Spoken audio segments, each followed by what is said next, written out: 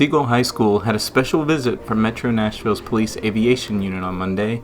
Officers talked with students about their job and the role of the aviation unit and answered questions from students. We fly this aircraft. We have two of these, just like this one. We've got this one in September, and we got the other one in January.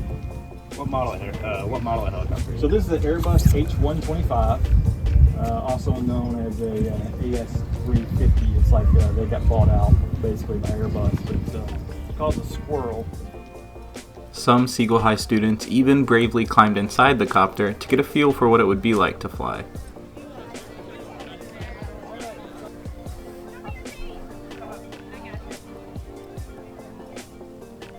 Scott Myers, the aviation instructor at Siegel, kept his class nearby for this hands-on opportunity, but of course, all students remained on the ground.